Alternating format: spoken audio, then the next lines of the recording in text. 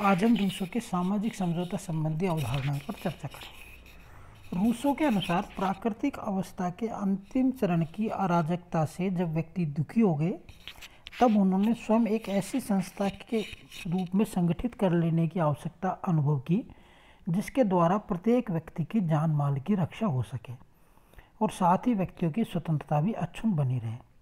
अतः उन्होंने परस्पर मिलकर यह समझौता किया कि प्रत्येक मनुष्य अपनी स्वतंत्रता, अधिकार एवं शक्ति समाज को अर्पण करते हैं। रूसो कहते हैं कि व्यक्तियों ने समझौते की शर्तों को इस प्रकार व्यक्त किया कि हम में से प्रत्येक अपने शरीर को और अपनी समूची शक्ति को अन्य सब के साथ संयुक्त सामान्य इच्छा के सर्वोच्च निर्देशन में रखते हुए और अपने सामूहिक स्वरूप में हम प्रत्येक सदस्य को समष्टि के अविभाज्य अंश के रूप में स्वीकार करते हैं। वे लिखते हैं कि समझौता करने वाला प्रत्येक व्यक्ति के व्यक्तिगत व्यक्तित्व के स्थान पर समूह बनाने की इस प्रक्रिया में एकदम नैतिक तथा सामूहिक निकाय का जन्म होता है, जो कि उतने ही सदस्यों से मिलकर बना है जितने की उसमें मत देते हैं। समुदाय बनाने के इस कार्य से ही निकाय को अपनी एकता, अपनी सामान्य सत्ता, अपना जीवन तथा अपनी इच्छा प्राप्त होती है।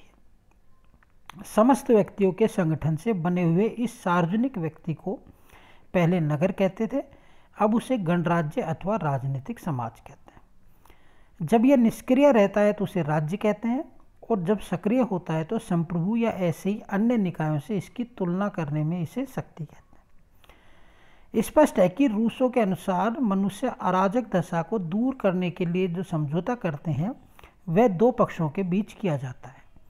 एक पक्ष में मनुष्य अपने व्यक्तिक रूप में होते हैं और दूसरे पक्ष में मनुष्य अपने सामूहिक रूप में होते हैं। अलग अलग मनुष्य अपने व्यक्तिक रूप में दृढ़ निश्चय के साथ उस समुदाय अथवा समाज के साथ समझौता करते हैं जिसका निर्माण मनुष्यों ने मिलकर किया है। इस तरह से समझौते के परिणाम स्वरूप राज्य संस्था के संगठित होने पर मनुष्य अपने स्वतंत्रता, अधिकार व शक्ति को अपने से पृथक नहीं कर देते, वह इन्हें अपने पास रखते हैं।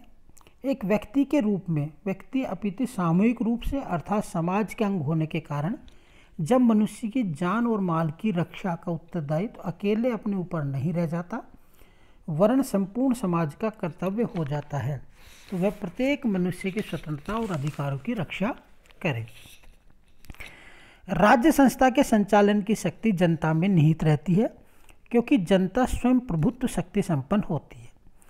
राज्य शक्ति के प्रयोग का अधिकार जिस शासक को दिया जाता है वह जनता की आकांक्षा के अनुसार ही कार्य करता है, क्योंकि वह जनता की इच्छा को क्रिया रूप में परिणित करने का साधन मात्र है और अपने कर्तव्यों का भली भांति पालन न करने पर अपने पद से पृथक किया जा सकता है। रूसो के सामाजिक समझौता सिद्धांत की विशेषता है। प्राकृतिक अवस्था से पहले के चरण में सभी मनुष्य निश्चल और सरल होते हैं, किंतु कालांतर में जनसंख्या में वृद्धि, तर्क के उदय और संपत्ति के प्रवेश के कारण वे संघर्षरत होते हैं। इस अराजकता को समाप्त करने और पुनः अपनी स्वतंत्रता की स्थापना के लिए वे एक समझौता करते हैं। दूसरा, समझौते के क्रियाशील व केंद्रीय भाग का अर्थ है कि प्रत्येक सदस्य अपने संपूर्ण अधिकार एवं शक्तियां समाज को समर्पित कर देता है। इस अंतरांतरण की शर्त है समता, अर्थात सभी के साथ एक सी ही शर्त है, अतः इस समझौते से प्रत्येक को लाभ है। तीसरा, यद्यपि सभी व्यक्ति अपने अधिकारों का पूर्ण समर्पण करते हैं तथापि जो अधिकार विशुद्ध रूप से व्यक्तिगत हैं उन्हें मनुष्य अपने पास रख सकते हैं। उदाहरणतः समाज का इस बात से कोई संबंध नहीं है कि व्यक्ति क्या खाता है अथवा क्या पहनता है, पर कोई सार्वजनिक महत्व अथवा नहीं, इसका निर्माण समाज ही करता है। इस समझौते के फलस्वरूप एकता पूर्ण है क्योंकि प्रत्येक व्यक्ति अपने आप को समर्पित करते हुए किसी के भी हाथों में अपने को समर्पित नहीं करता है। प्रत्येक व्यक्ति अपने व्यक्तित्व और अपनी संपूर्ण शक्ति को सामान्य प्रयोग के लिए सामान्य इच्छा के सर्वोच्च निर्देशन के अधीन समर्पित कर देता है और एक समूह के अविभाज्य अंग के रूप में उन्हें प्राप्त कर लेता है। अतः समाज की सामान्य इच्छा सभी व्यक्तियों के लिए सर्वोच्च हो जाती है और प्रत्येक व्यक्ति उसके अधीन हो जाता है। रूसों ने समाज में किसी भी सदस्य को विशेष अधिकार प्रदान नहीं किया है, सबका स्थान समान है। इस तरह से राज्य में नागरिक स्वतंत्रता ही नहीं अपितु समानता भी प्राप्त करते हैं। 5वां, समझौता कोई ऐसी घटना नहीं है जो कभी एक बार घटी हो। यह निरंतर चलने वाला क्रम है जिसमें प्रत्येक व्यक्ति सामान्य इच्छा से निरंतर भाग लेता रहता है और इस तरह राज्य को निरंतर सहमति प्रदान करता रहता है। संविदा के कारण मनुष्य अपने शरीर और अपने अधिकारों और शक्तियों को जिस सार्वजनिक सत्ता को समर्पित करता है वह सभी व्यक्तियों से मिलकर निर्मित होती है। इसी को प्राचीन काल में नगर राज्य कहते थे और अब गणराज्य या राज संस्था या राजनीतिक समाज कहते हैं। इसका निर्माण जिन व्यक्तियों से मिलकर होता है उसी को सामूहिक रूप से जनता कहा जाता है। जब हमें उन्हीं राज शक्ति की अभिव्यक्ति में भाग लेते हुए देखते हैं तब हम उन्हें नागरिक कहते हैं, और जब राज्य के कानून पालकों के रूप में देखते हैं तो उसे हम प्रजा की संज्ञा देते हैं। रूसों के अनुसार सामूहिक एकता, राज्य, प्रभु, शक्ति, जनता, नागरिक एवं प्रजा सब कुछ। रूसों के अनुसार समझौता व्यक्तियों के दो स्वरूपों के मध्य होता है। मनुष्य एक साथ ही निष्क्रिय प्रजाजन भी है और क्रियाशील संप्रभु भी है। एक प्रभुता पूर्ण संघ का सदस्य होने के नाते प्रत्येक व्यक्ति केवल उतना ही स्वतंत्र नहीं रहता जितना वह पहले था, बल्कि सामाजिक स्थिति के अंतर्गत उसकी स्वतंत्रता और भी अधिक बढ़ जाती है तथा सुरक्षित बन जाता है। समझौते के फलस्वरूप समाज या राज्य का स्वरूप स्वाभाविक ऑर्गेनिक होता है और प्रत्येक राज्य का अभाज्य अंग होने के कारण राज्य से किसी भी प्रकार से अलग नहीं हो सकता। रूसो कहते हैं कि निर्माण शक्ति सिर के समान, कार्यकारिणी बाहु के समान, न्यायपालिका मस्तिष्क के समान, कृषि, उद्योग और वाणिज्य पेट के समान और राजस्व रक्त संचार के समान। समझौते द्वारा व्यक्ति के स्थान पर समष्टि और व्यक्ति की इच्छा के स्थान पर सामान्य इच्छा आ जाती है। सामान्य इच्छा का सिद्धांत रूसों के सामाजिक समझौते का सर्वाधिक विशिष्ट अंग है।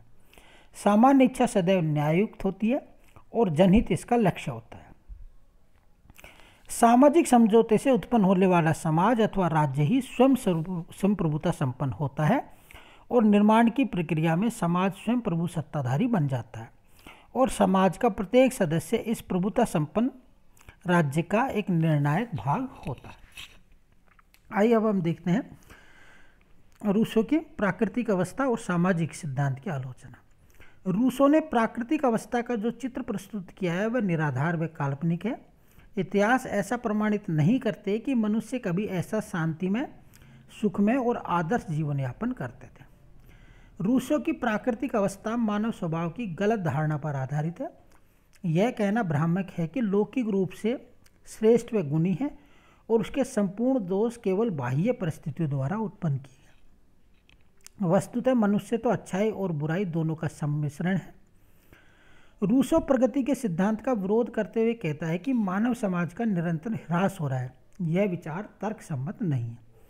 मानव जाति का इतिहास प्रगति का इतिहास है, अवनति का नहीं, और वैज्ञानिक प्रगति के पथ पर जितना मनुष्य चल चुका है उतना आज से पूर्व कभी भी नहीं चल पाया। रूसो के अनुसार व्यक्ति एवं समाज होता है, किंतु दूसरी ओर समाज समझौते का स्पष्ट एक विरोधाभास है और दृष्टिकोण से समझौता असंगत हो जाता है।